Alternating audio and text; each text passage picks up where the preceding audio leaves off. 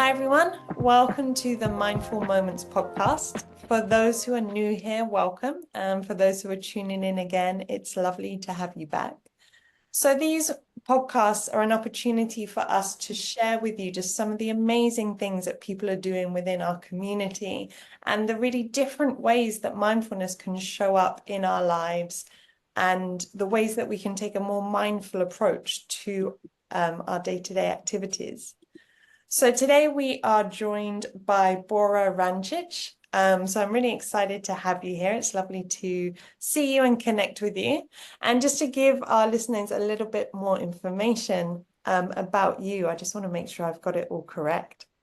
Bora is an international educator who has worked in national and international schools in Europe, the Caribbean, the South Pacific, Asia, and Africa. And today he's here to talk about the amazing work that he's doing in schools and how he integrates mindfulness into schools.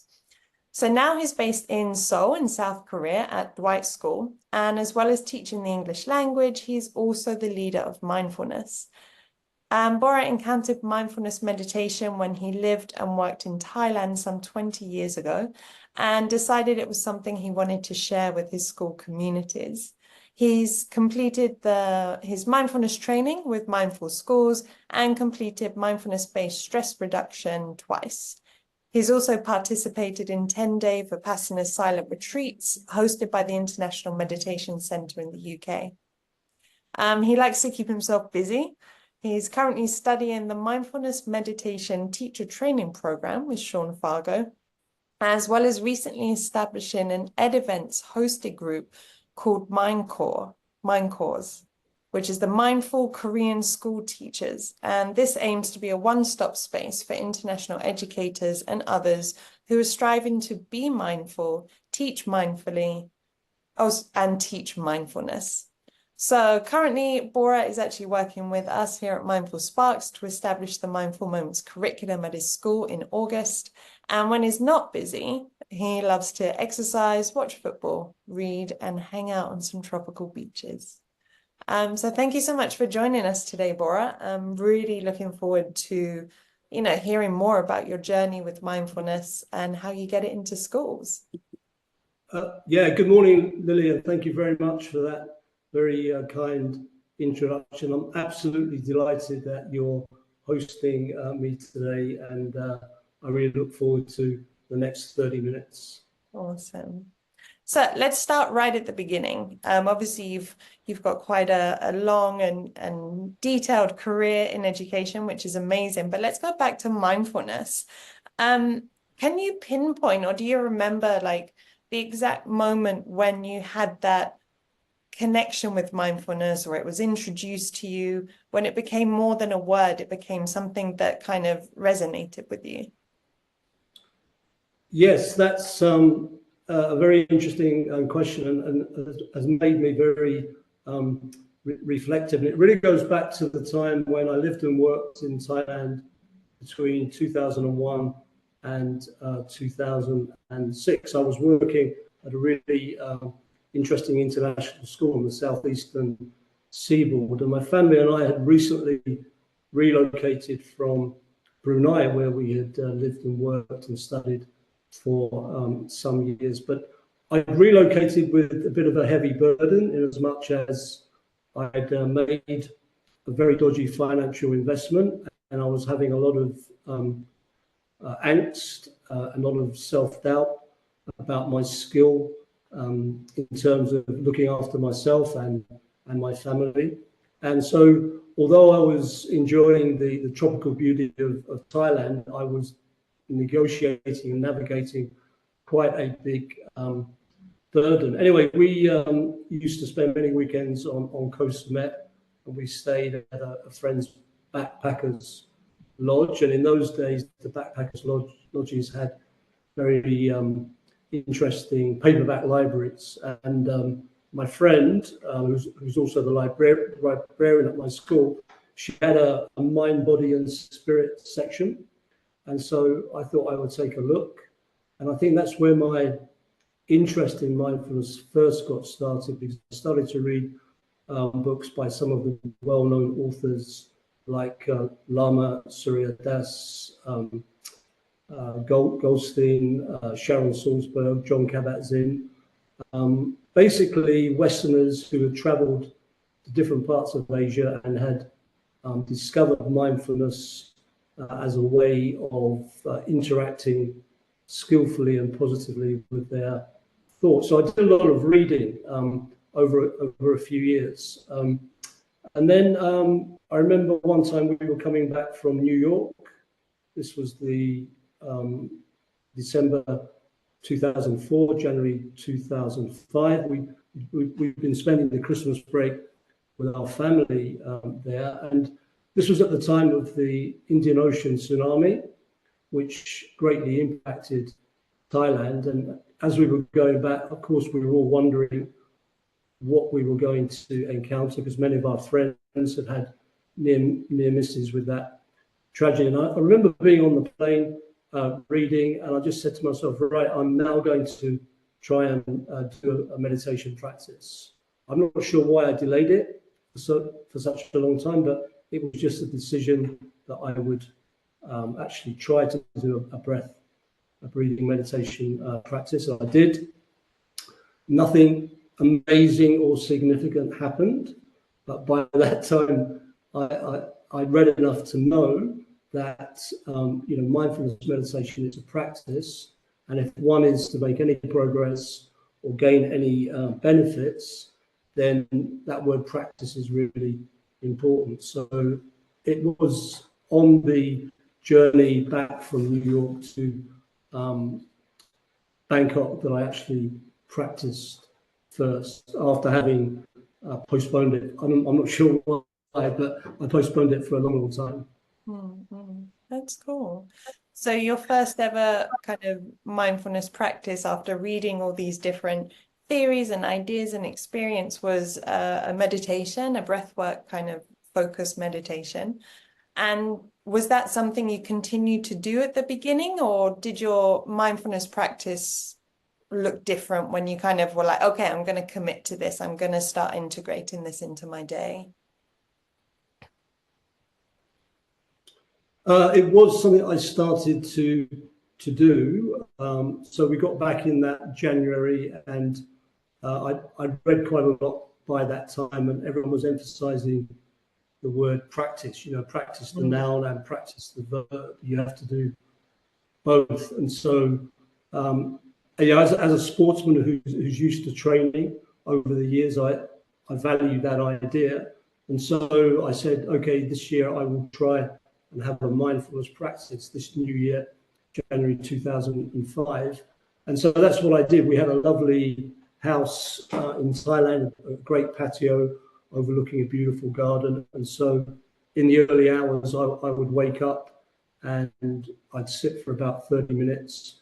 And it was just really nice to do that and enjoy the early morning sounds and movements. And what I found was that if I did that in a disciplined way, invariably my working day at school would go reasonably well. I mean, as you know, schools are places where there's lots of challenges, and you never quite know what you may have to deal with. I was head of the secondary section at the time, so that involved a lot of sudden firefighting and such.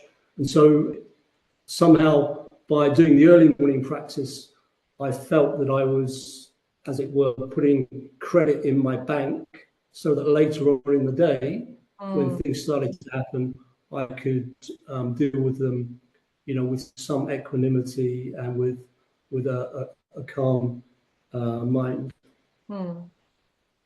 I love that visual, a lot of kind of topping up, making sure you've got the reserves in place for when you are faced with a challenge, or a challenging conversation, or something's happened at school, so you're not running low. And I think a lot of teachers could probably, they can relate to that feeling when you're being pulled in so many different directions. Like, I don't have the time or the energy to manage all of this to my best capacity.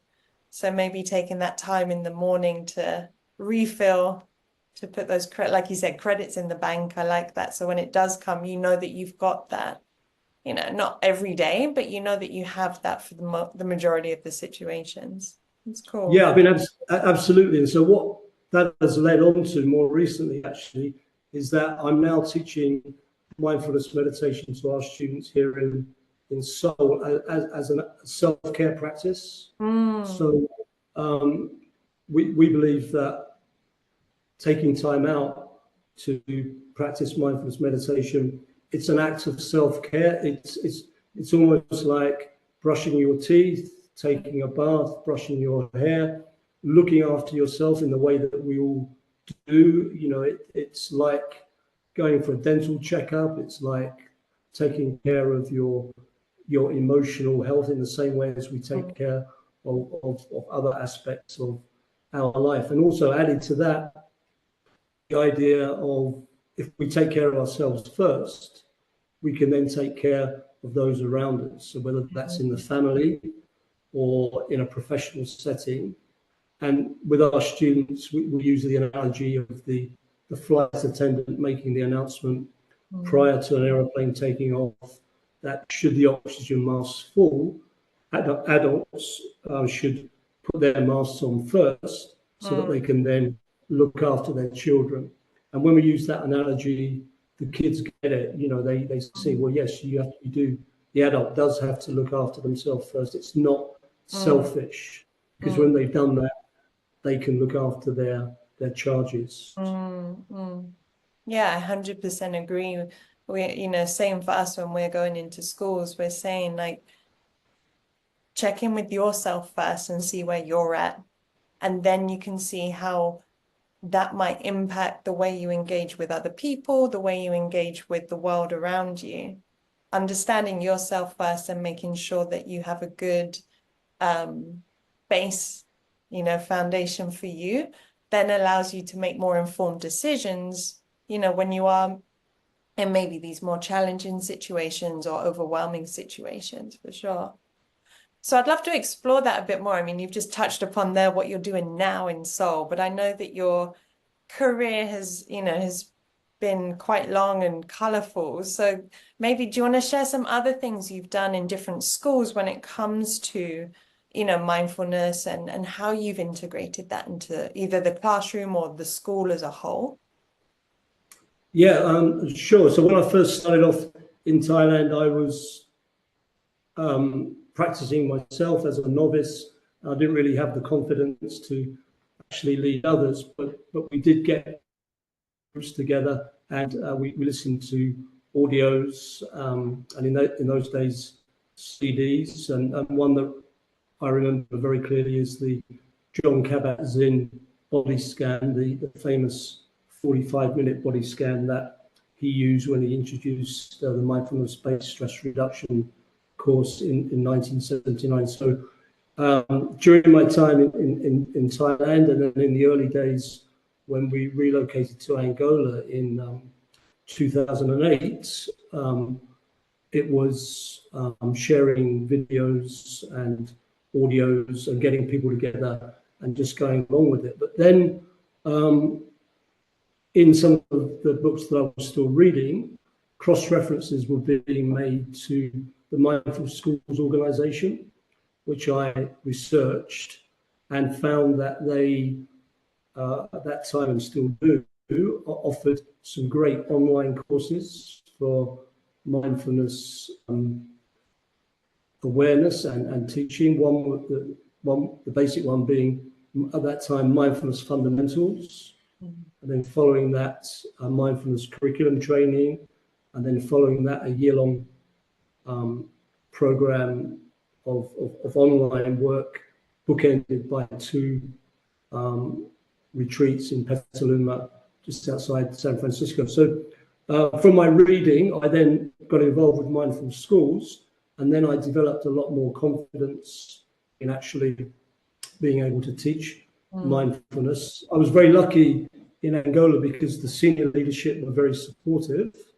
and they allowed me to do lots of interventions. At the time, I was diploma coordinator, so I had a busy day job, but nevertheless, I was able to lead mindfulness at assemblies, various periods of time. I would do a mindfulness schools class during an extended registration period, or sometimes we had a half-day well-being focus, so I was able to incorporate it there as well. I worked very closely with the counsellor, who was also a meditator, and between us we got a group of teachers together who were interested. They were interested in mindfulness, Pilates, yoga, Qigong, and we used to meet very early in the morning because we all lived on the same campus. It was very convenient.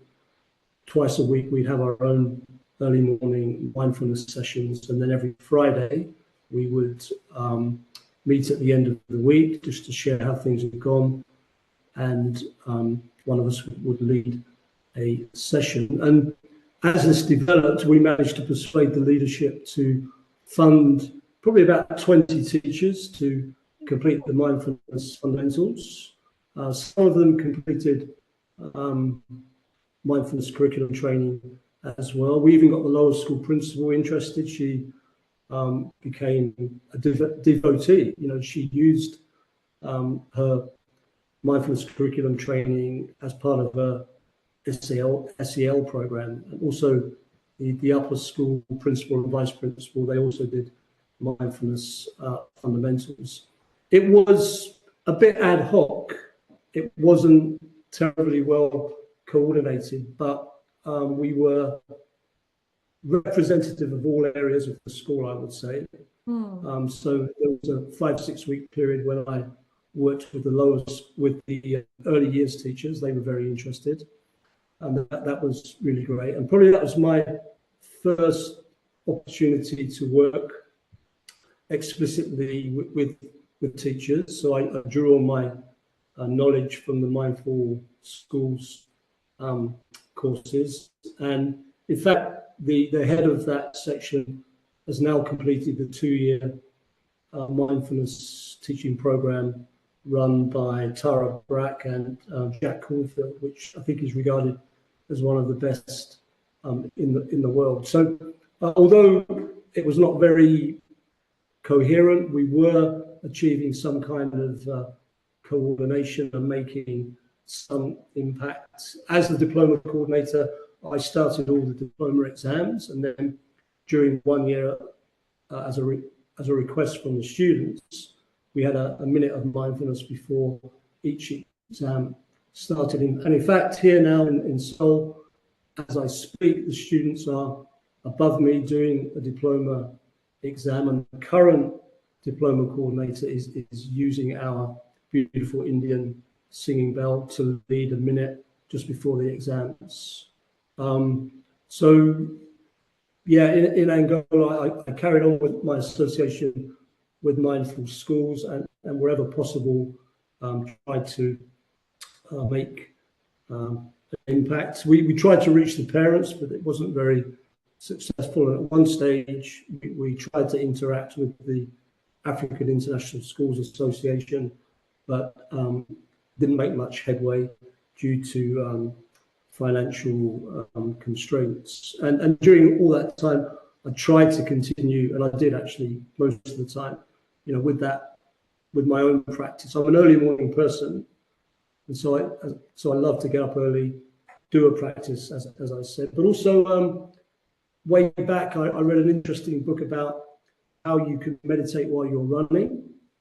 A meditation master produced that book, and so I incorporated that into my practice as well. And so now, all these years later, although things are fundamentally the same, I'm practicing with a bit more confidence, and the knowledge that what I'm doing is based on a very firm evidence based foundation, if you like. So the way my practice has evolved is, I think, it has become dependent on all of the things that I've learned from the various courses and interactions that I've had right up to this present moment. You mentioned MindKore. That's a very recent development. It's very, very exciting. It's now got nearly 60 members, and we hope to really develop that as we go forward. And that's so amazing. Like what an amazing way to start. I've just started reading a book, tried a meditation. Okay, I'm going to stick with this. I can see how this can be of value to the classroom and the school. And, you know, there's quite a few, I can hear quite a few echoes of similar experience, a lot of trial and error with schools, like what works for a 4-year-old isn't always going to work for an Mistakes. 8-year-old, a 12-year-old, a 16-year-old. So it is really finding that entry point with the students. And also, whilst their age, you know, will have some impact on that, but also just their ability to conceptualize these ideas is really important. And one thing I really picked up on when you were talking about the Angola, you know, experience that you had, the importance of community. It started off with you, and then it was a conversation led to some, you know, another person joining, eventually up to leadership, all the way through to then having that moment just to sit and be quiet at the beginning of an exam. You know, that's a huge journey, and a massive congratulations to you for doing that. I think. Yeah, no, thanks for those kind words. I'd just like to mention that at some stage along that journey, probably quite early on, I came across the statement that although our thoughts are real, they may not be true. And all those years ago, when I was having those troubling thoughts about my financial conundrum, eventually I realized that, yeah, these are real thoughts that I'm having, but the catastrophizing thoughts connected to them were not necessarily true. And at some stage, I made that distinction, and I realized that I could have some power over these thoughts that were driving me balmy. And then at some stage, as a teacher, of course, I suddenly realized if this is making me feel much more balanced and equanimous, then why don't I try and talk to other people about it? Because you know what it's like as a teacher, we're always sharing our problems and our challenges. And so I think that's what's really, you know, got me onto the path, if you like, of wanting to share, whether it's with senior leadership or whether it's with the students, any age, or whether it's with colleagues or even family members, because it became very obvious to me that my thoughts were driving me crazy, but actually many of them were not real. I was catastrophizing. Yeah, and it's those aha moments, right? That's like, you know, when we take that moment to pause and actually sit and think and be like, what is happening right now? Is it accurate? Is this really what's happening, or is this what I think should be happening, or what I want to be happening, or what could happen? And once we can begin to make that differentiation, it does. There's almost like a physical sensation of like, oh, okay, I can put all that down now. I don't need to hold on to something that isn't actually happening, right? It's something that Absolutely, yeah, yeah.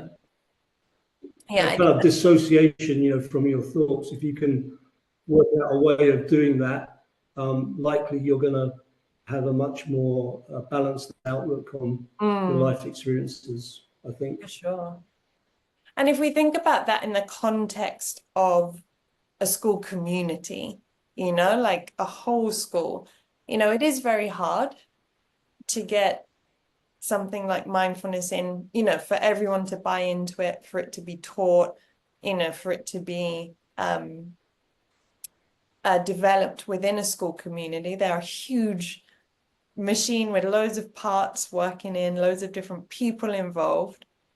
But there is, you know, so many more studies are coming out now. Your lived experience, my lived experience, like we know it works.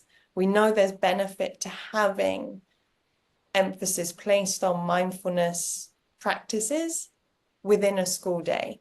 to help bring, like you're saying, that clarity, that cognition, connection, understanding, building that community, and you know, having a little bit more compassion for ourselves and for others. So what do you think, you know, if every school in the world were like, yes, we're committing to mindfulness, we're making it a core quote unquote subject, you know, this is going to be part of our school culture, what impact do you think that would have in the classroom and the school? Absolutely massive, without a doubt. The Dalai Lama is well known for saying that if mindfulness meditation were taught to all 8-year-olds in the world, war would disappear within a generation. Now, I don't know if that's actually true, but I think the sentiment that underpins it is very true. There's no doubt that if more and more people were practicing mindfulness meditation, more and more people would have more equanimity, more compassion for themselves, and more compassion for others. You mentioned research. There's an absolute ton of research.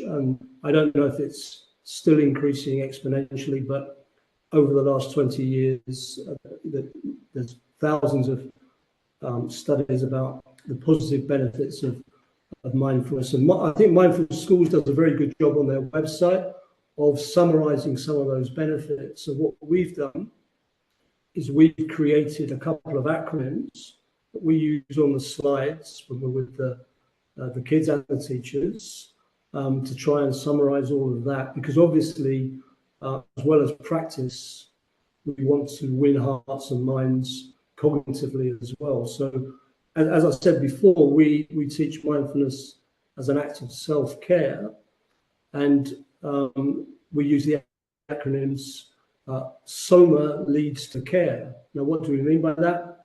So SOMA, that's an idea I got from Mindful Schools, a short period of momentary awareness. That could be a 1-minute mindfulness meditation practice with the kids, or a 5-minute practice. A SOMA practiced regularly over a period of time likely will bring about care, caring, compassion, kindness, better concentration, awareness, resilience, emotional regulation. So all of those positive benefits, I think, would accrue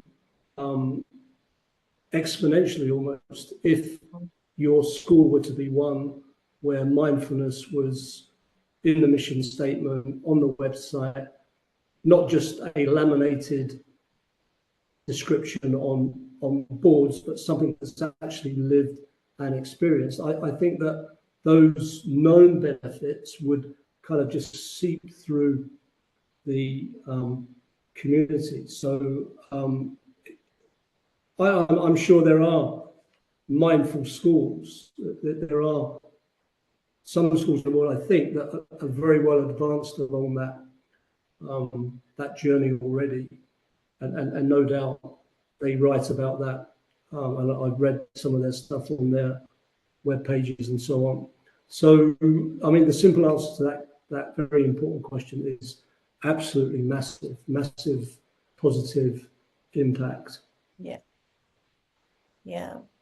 And, you know, just to go back to again that example you gave earlier about taking that time before the exam, you know, I think that's a real practical way that, you know, it's a small gesture.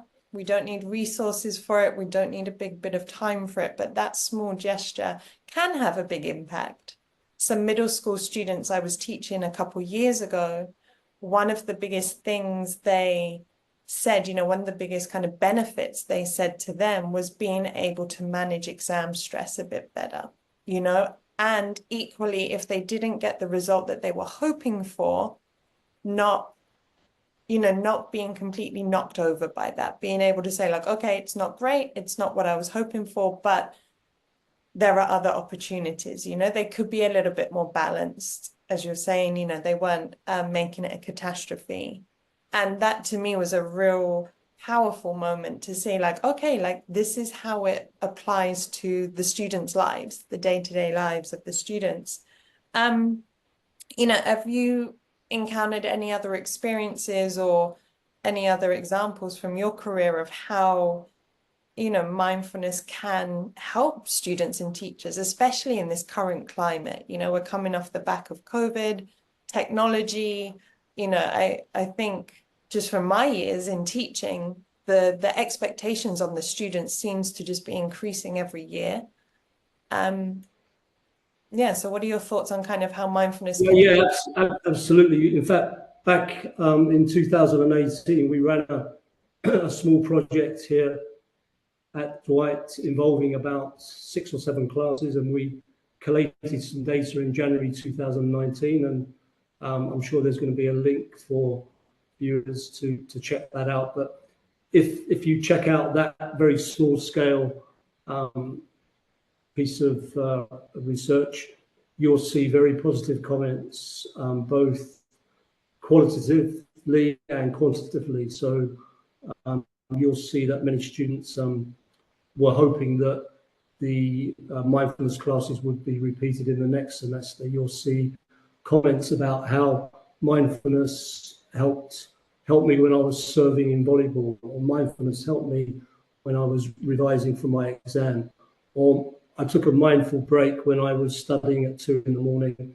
and it seemed to give me a bit more energy. So lots of that very informal, first-hand feedback, definitely. Also, students who've now left the school are writing back, you know, at least a couple every year.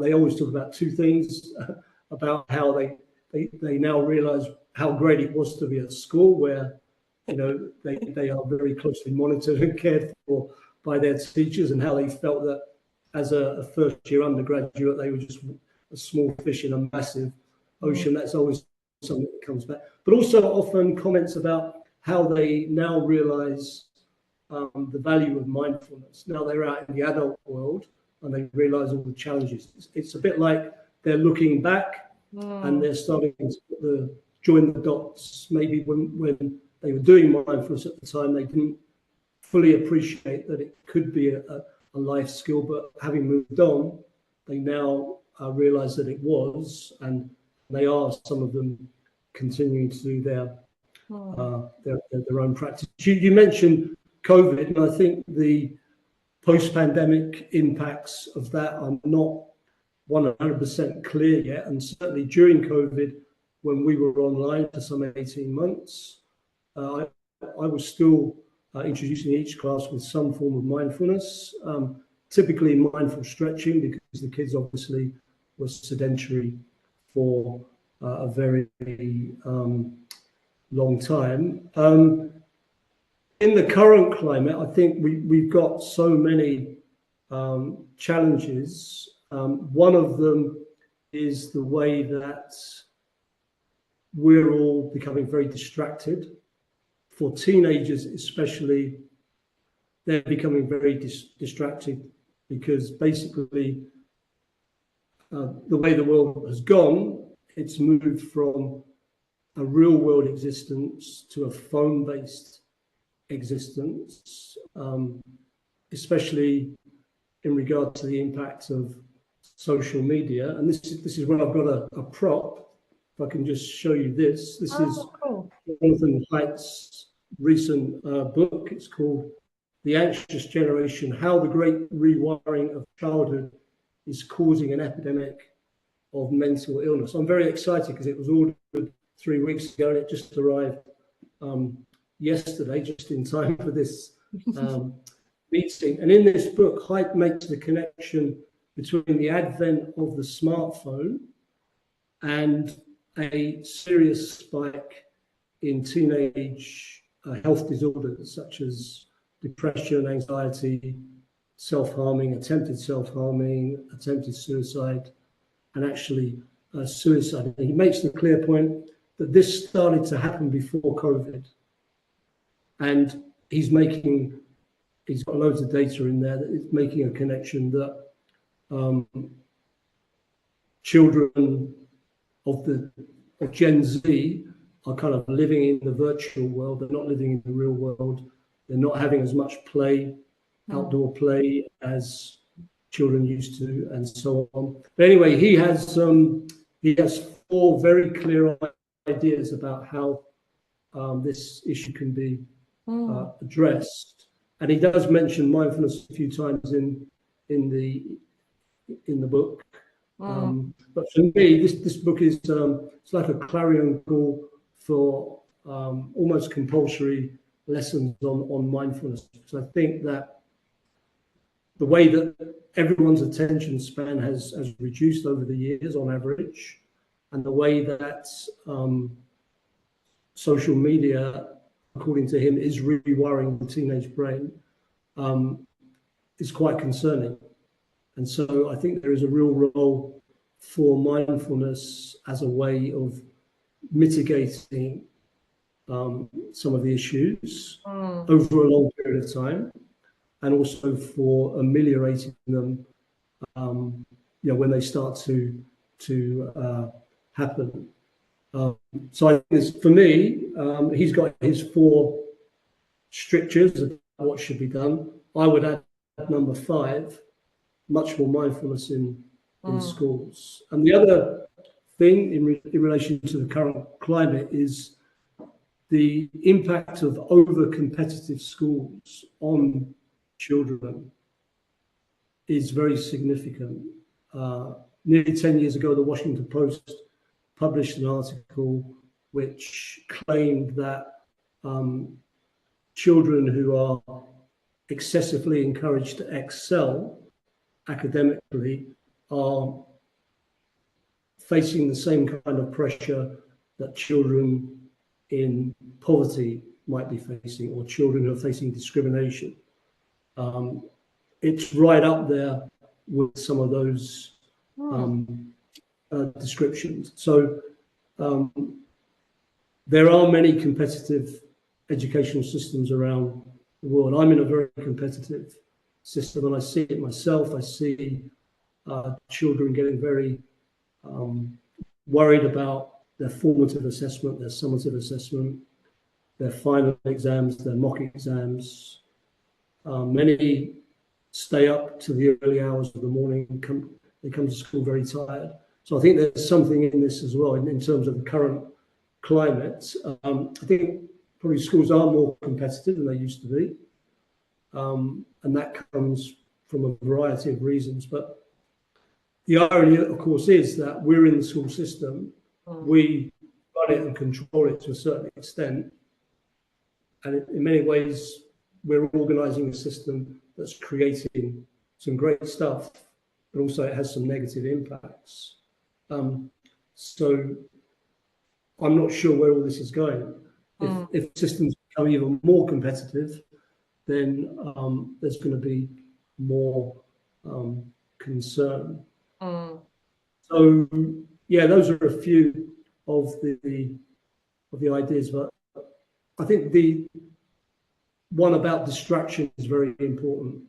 I think it's very easy to be distracted in the current climate, given social media impacts and other devices that are being used.